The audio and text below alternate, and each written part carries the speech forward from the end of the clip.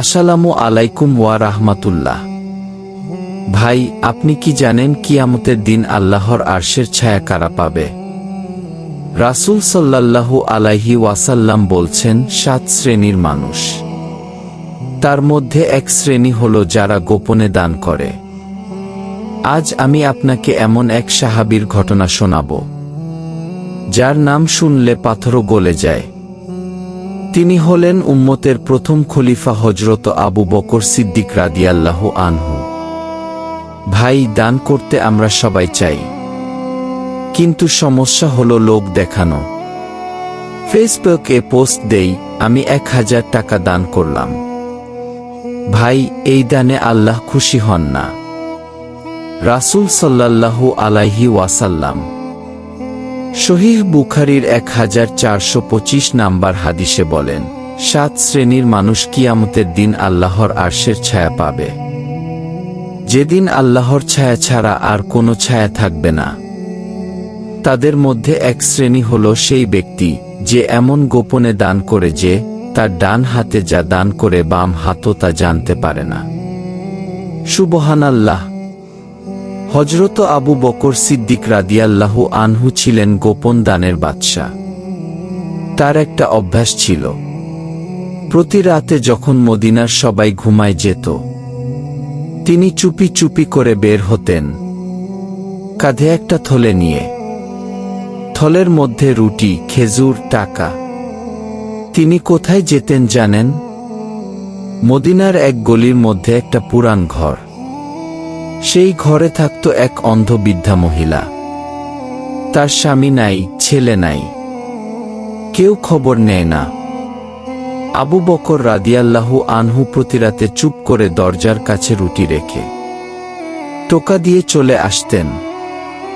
বৃদ্ধা মহিলা সকালে উঠে দেখত খাবার কে দেয়, জানত না।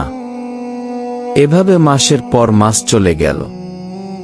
আবু বকর রাদিয়াল্লাহু আনহু মারা যাওয়ার পর উমর রাদিয়াল্লাহু আনহু খলিফা হলেন। একদিন উমর রাদিয়াল্লাহু আনহু ভাবলেন, আবু বকররা রাতে কোথায় যেত? তিনি আবু বকর রাদিয়াল্লাহু আনহুকে ফলো করলেন।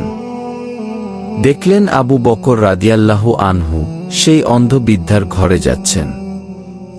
উমর রাদিয়াল্লাহু আনহু দরজা খুলে দেখেন আবু বকর রাদিয়াল্লাহু আনহু এর লাশের পাশে সেই থলে। উমর রাদিয়াল্লাহু আনহু কেঁদে দিলেন আর বললেন, হে আবু বকরের মা, তুমি জানো না তোমার খেদমত কে করত? আবু বকর সিদ্দিক। বৃদ্ধা মহিলা কেঁদে বলল, হায়, আমার খেদমতকারী চলে গেছে। ভাই, দেখলেন, আবু বকর রাদিয়াল্লাহু আনহু ছিলেন খলিফা। চাইলে সবার সামনে দান করতে পারতেন। লোকে বলতো, সুবহানাল্লাহ, কত বড় দানবীর। কিন্তু তিনি তা করেন নাই, কারণ তিনি আল্লাহর ছায়া চাইছেন, মানুষের বাহবা না। আমরা কি পারি না ভাই? 10 টাকা হলেও গোপনে দান করতে। রাস্তার পাশে এতিমকে 20 টাকা দেন, কেউ দেখল না, শুধু আল্লাহ দেখলেন। এই 20 টাকার দাম কিয়ামতের দিন কোটি টাকার চেয়ে বেশি। আল্লাহ বলেন সূরা বাকার 271 আয়াতে, যদি তোমরা প্রকাশ্যে দান করো তবে তা ভালো, আর যদি গোপনে করো এবং অভাবীদের দাও তবে তা তোমাদের জন্য উত্তম। এই জন্য ভাই, আজ থেকে নিয়ত করেন, মাসে একবার হলেও গোপনে দান করবেন। ডান হাতে দিবেন, বাম হাত টের পাবে না। আল্লাহ আমাদের সবাইকে আবু বকর রাদিয়াল্লাহু আনহু এর মতো গোপন দানকারী বানায় দিক। আমিন।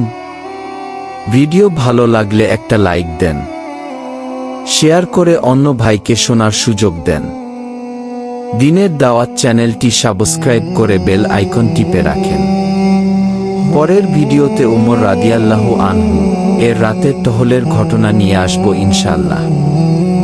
আসসালামু আলাইকুম ওয়া রাহমাতুল্লাহ।